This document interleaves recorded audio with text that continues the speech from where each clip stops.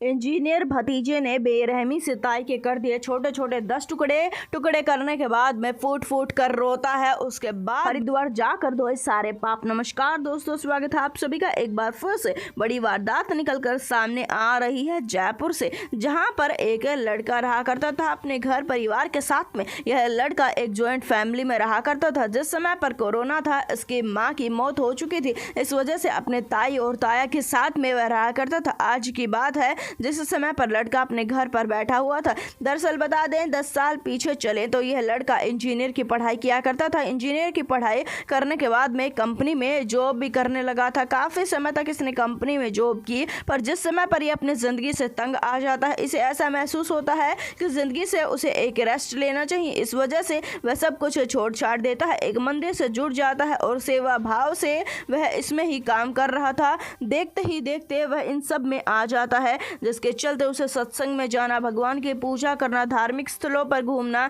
सब कुछ बिल्कुल अच्छा लगने लगा था।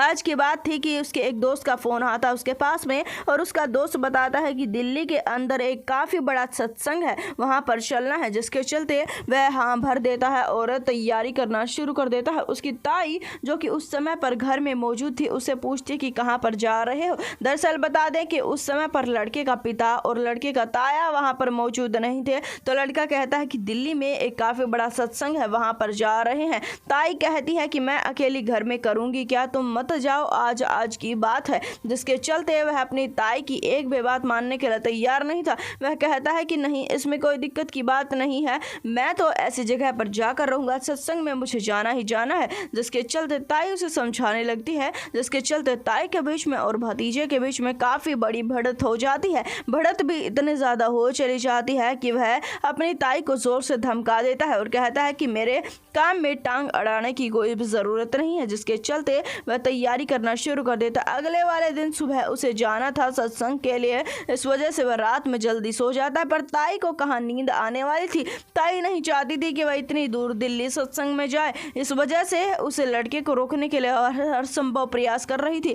रात की बात थी कि उसके पास में जाती है, उसके पास में जाकर प्यार से उससे बात करना शुरू कर देती है और कहना शुरू कर देती है कि सत्संग में जाने का क्या फायदा है, अगर तुम्हारे मन में ही भगवान बसे हैं, यहीं पर रह जाओ। जिसके चलते उसे गुस्सा आ जाता है। ताई को वह कहने लगता है और कहता है कि मैं आपको दोपहर से देख रहा हूँ, आपके हालचाल कुछ ज्यादा अजीब हो रहे हैं, आप मुझ पर हक जमाने का प्रयास कर रहे हैं, आप मुझे खुल कर जिंदगी नहीं जीने दे रहे हैं, आप मेरी आज़ादी पर प्रतिबंध लगा रहे हैं और मुझे यह बिल्कुल भी पसंद नहीं है। इसी वजह से अब आपको मरना होगा। जिसके चलते ताई कांप उठती है, उसे लड़के के सामने हाथ पैर जोड़ने लगती है, पर लड़का कहाँ पर अब उसकी सुनने वाला था। जिसके चलते वह तेजधार हथियार उठा लेता है और तेजधार हथियार उठाकर वह उस तेजधार हथियार से ताई की बेरहमी से हत्या कर देता है। हत्या करने के पश्चात में वो घर में चुपचाप बैठ जाता है। थोड़े समय तक तो इस बात के बारे में सोचता है, बाद में फूट फूट कर रोता है, काफी ज्यादा रोता है और सोचता है समाज के बारे में, दुनिया उसके बारे में क्या कहेगी, उसने क्या कर दिया, ये सभी की सभी बातें सोचकर वह फूट फूट कर काफी समय तक रोता है।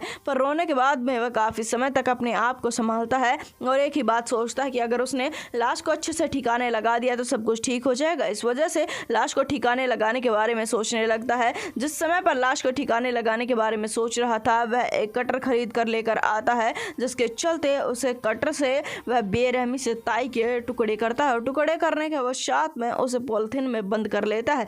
जिसके बाद में अगले वाले दिन वह सत्संग पर नहीं जाता है, चुपचाप पूरे दिन अपने घर में ही बैठा रहता है। काफी ज्यादा परेशान था। जिसके बाद में 2 से 3 दिन तक परेशान रहने के बाद में फैसला करता है कि वह धार्मिक स्थल पर जाएगा। इसी वजह से हरिद्वार में वह चला जाता है। वह गंगा स्नान करता है, ना सिर्फ इतना अपने कई दोस्तों के पास में जाता है। जिसके चलते उसका एक दोस्त उसके घर पर आने की जिद करने लगता है। जिसके चलते लड़का उसे मना तो काफी बार करता है, पर वह मानने के लिए तैयार नहीं था और लड़के के साथ में उसके घर पर आ जाता है।